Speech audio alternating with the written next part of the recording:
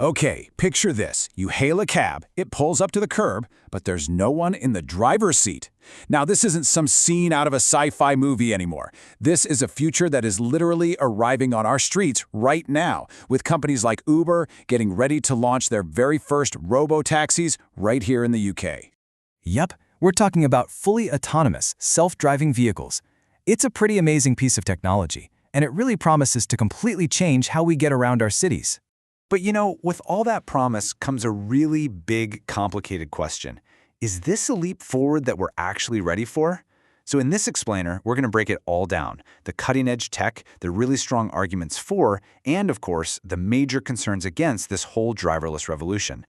So how on earth do these things actually work? How does a machine navigate the, let's face it, total chaos of a busy street without a human brain calling the shots? Well, the answer is a really sophisticated mix of advanced sensors and some seriously powerful artificial intelligence.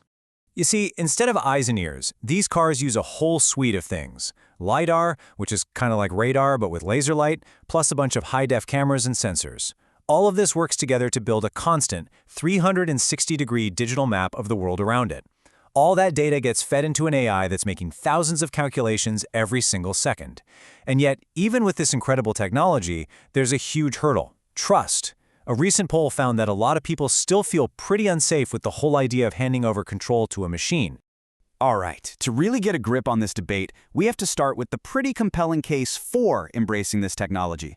The potential upsides are enormous, and they go way beyond just being convenient. The number one argument you're going to hear is all about safety. Think about it. A human driver, no matter how good they are, gets tired, right?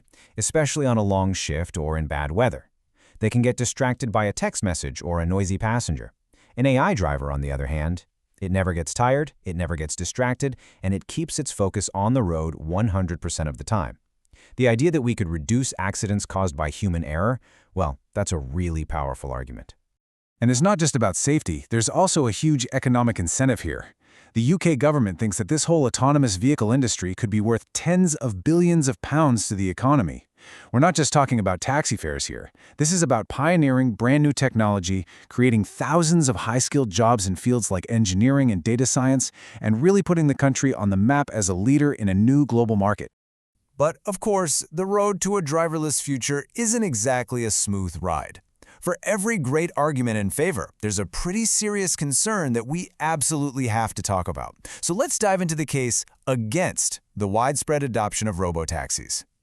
So first up, critics argue that pouring billions into individual robotaxis kind of misses the bigger picture. Shouldn't that investment be going towards improving mass public transport? A much more sustainable and planet-friendly solution for our crowded cities? And then there's the practical challenge.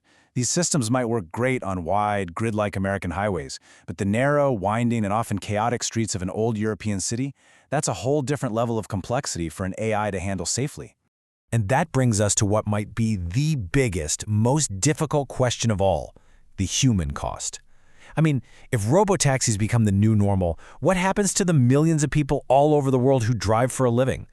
This isn't just a tech shift.